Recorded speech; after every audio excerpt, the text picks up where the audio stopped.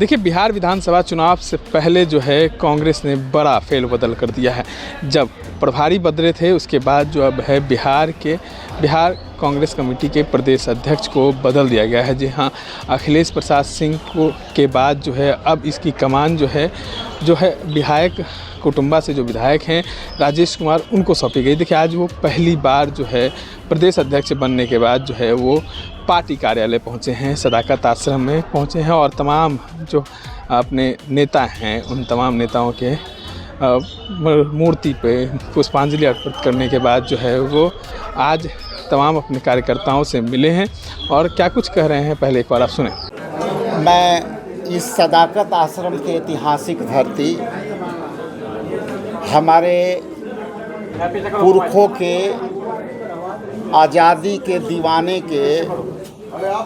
देश में आज़ादी दिलाने वाले हमारे स्वतंत्रता सेनानियों के इस धरती पर हम अपने पुरखों के नमन करते हुए महात्मा गांधी, डॉक्टर राजेंद्र बाबू और हमारे जितने भी विरासत रही है कांग्रेस के नेता नेहरू जी, मैं उनके नमन करते हुए सबसे पहले मैं आप सभी को धन्यवाद देता हूं कि आप लोग शॉर्ट नोटिस में यहाँ आए और मेरे जो हाई कमान के निर्देशों को सुनने के लिए यहाँ आए हैं। तो सर्वप्रथम मैं अपने आप ही सबके चैनल के माध्यम से अपने नेता न्याय योद्धा श्री राहुल गांधी जी एवं हमारे राष्ट्रीय अध्यक्ष मल्लिकार्जुन खड़गे जी और हमारे जितने भी नेता हैं, चाहे केसी वेणुगोपाल जी हों, आपके कृष्णा अलवरू जी हों, सुशील पासी जी हों, शहनवाज जी हों और हमारे प्रदेश अध्यक्ष जो एमपी साहब डॉक्टर अखिलेश प्रसाद जी हों, ये सभी के समर्थन से, सहयोग से मुझे ये अवसर मिला है ताकि हम जनता के सेवा कर सकें। हम उस चुनौतियों में यहाँ मुझे दायित्व मिला है, उस दायित्व में मुझे दो बात कहनी है आपके लोगों से कि हमारी जो विरासत है वो विरासत में हम लोकतांत्रिक पार्टी हैं और हम राजनीतिक पार्टी हैं। उसके राजनीतिक पार्टी को जिस तरह से जनहित से जोड़ने की मामला है, उनको कैसे जोड़ें। पहला दायित्व तो मेरा ये है कि कम समय में मुझे लक्ष्य को भेदना है और वो लक्ष्य ये है कि जो हमारा ऑर्गेनाइजेशन है, चूँकि विगत 2015 से और अब 2020 के चुनावों में के आंकड़ा आप देखेंगे तो हमारी पार्टी ने अपनी वोट प्रतिशत बिहार में बढ़ाई है और वो वोट प्रतिशत बढ़ने के तत्पश्चात अब हमारी जिम्मेवारी है कि हम 24% को वोट प्रतिशत को कहाँ ले जाएं। तो मेरा कहने का मतलब ये है कि हमारे जितने भी नेता हैं, चाहे वो वरीय नेता हों, चाहे हमारे वरीय कार्यकर्ता हों, चाहे हमारे जितना भी पूरे बिहार के प्रखंड अध्यक्ष, जिला अध्यक्ष, उनके सहयोग से हम जनहित के मुद्दे लेकर के चलेंगे। और वो जनहित के मुद्दे ये हैं कि वर्तमान में रोजगार की बात नहीं हो रही है, वर्तमान में गरीबों के आवास की समस्या का समाधान नहीं हो रही है, दलित, पिछड़ा, अति पिछड़ा और ख़ास करके स्वर्ण में जाति में जो गरीब जातियां हैं, गरीब लोग हैं, उनकी काम नहीं हो रही है। तो हम यही बात लेकर के लोगों के बीच जाएंगे और हम अपने तमाम बिहार के जो बब्बर शेर हैं, जो राहुल गांधी के बब्बर शेर हैं, आपके चैनल के माध्यम से मैं उनको भी आग्रह करता हूं कि जैसा कि हमारे पार्टी नेतृत्व ने मुझे जिस तरह से इम्पावर किया है और एक दलित समाज के बच्चा चमार जाति से हम आते हैं, जिस तरह से उन्होंने संविधान की रक्षा करने के लिए बात कही, जिस तरह से उन्होंने सामाजिक न्याय की बात कही, जिसमें जनगणना जो राष्ट्रीय जनगणना जब होगी तो उससे इन लोगों को हिस्सेदारी बढ़ी। कई लोग ये हमारे नेता से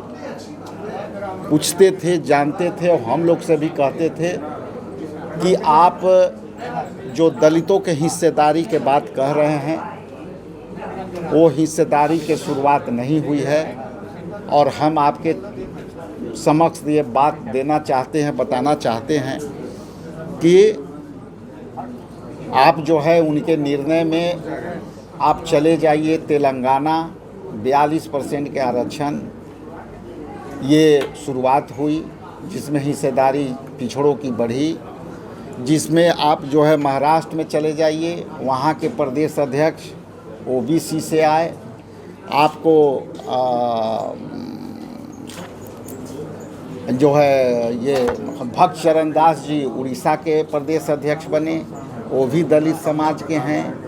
और यहाँ हम बने, हम ही दलित समाज के हैं। तो राहुल गांधी जी ने जो कहा था कि हम जो पिछले पंक्ति के जो लोग हम लोग हैं, वो पिछले पंक्ति के लोग को हम हिस्सेदारी देते आए हैं, अब इनके हाथ में हम सत्ता देने जा रहे हैं और उसकी शुरुआत की बानगी आपको देखने को है। जिस समाज की आप बात कर रहे हैं वो समाज में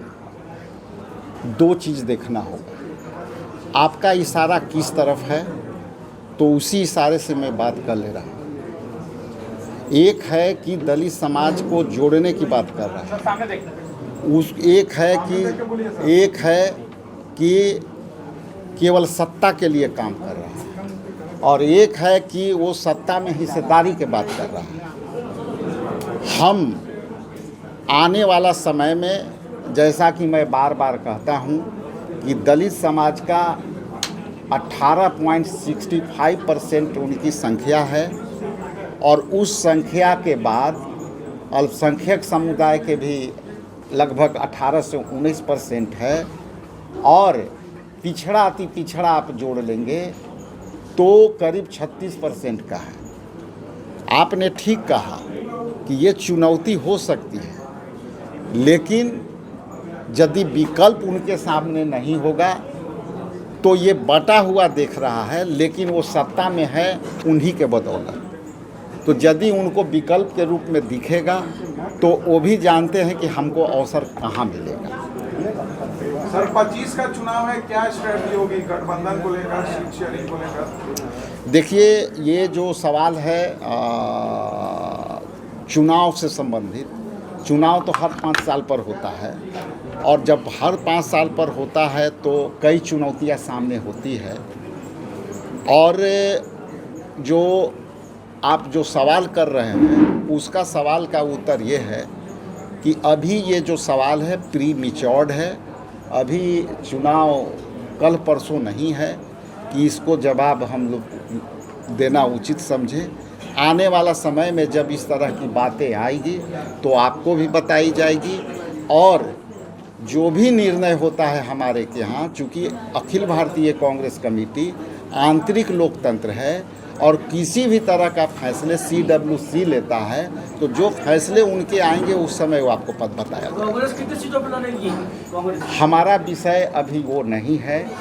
कि हम कहाँ और कितना पर जाएं। हमारा अभी विषय है कि कम समय में हमको कैसे अपने जो है जनहित को मुद्दों के लेकर के जो है जनता में जाएं, जनहित के मुद्दे को लेकर के अपने वर्करों से जोड़ें। तो ये हमारे पास चुनौती है। एक क्वेश्चन और राजेश जी, आप दिल्ली में पूर्व प्रदेश अध्यक्ष से मिलने के उनके आवास पे भी आप भी कह रहे हैं कि सब कुछ ठीक ठाक है, अभी मुलाकातें भी हो रही है, ऐसा क्यों लग रहा है कि आपको दो मोर्चे पे लड़नी पड़ेगी? एक तो जो प्रदेश ने केंद्र ने जो जिम्मेदारी दी है उसको लेकर के, और संगठन के अंदर ही, क्योंकि पूर्व प्रदेश अध्यक्ष के पुत्र ने खुद ट्वीट किया कि जब नाश मनुष्य पे छाता है पहले विवेक मर जाता है। इस तरह कोटेशन आया उनके अकाउंट पे, इसको क्या समझा जाए? क्या कांग्रेस में आपको अंदरूनी लड़ाई भी लड़नी पड़ेगी? देखिए ऐसा है, हम समझ जिस दलित समाज की आप बात कर रहे हैं, जहाँ से आप आ रहे हैं, आप जान रहे हैं कि कांग्रेस के अंदर एक लंबे दशकों के बाद आपके जैसे व्यक्ति को या इस समाज को एक मौका मिला है। क्या लगता है कैसे स्थापित कर पाएंगे? देखिए ये जो है, हम तो पहली बार तो हम वो देखे नहीं हैं, लेकिन आपकी बातों को मैं मानते हुए ये बताऊंगा कि बहुत सी जो शेर शायरी है ना, वो हर जगह लागू नहीं होती है। और जैसा कि अभी देखिए कि संत शिरोमणि रविदास जी की एक युक्ति है कि ऐसा चाहूँ राज में, ऐसा चाहूँ राज में, मिले सबन को अन्न, बड़ छोट सब संग बैठे, रैदास रहे पर संग। तो ये शहर का जो इनकी युक्ति है, इसका मायने बड़ा है, लेकिन जो चीज़ आप सुन के बता रहे हैं उसको समझने से, आप उस युक्ति को जब समझेंगे तो उस कई तरह का परिभाषित करेगा, उसका डिफरेंशन कई हो सकता है। उसी तरह से जो मैंने ये बोली युक्ति संत शिरोमणि रविदास की, इसकी भी यदि आप जोड़ेंगे तो अलग अलग चीज़ में ये क्लब करके जोड़ेंगे तो उसका जो है परिभाषा अलग अलग होगा। इसलिए हमने न देखा है न उसके बारे में जाना। तमाम बातों को आपने सुना। देखिए किस तरीके से पदभार मिलने के बाद जो है नए फॉर्म में दिख रहे हैं राजेश कुमार। इस तरह तमाम अपडेट्स के लिए बने रहे इनसाइडर लाइव के साथ। धन्यवाद।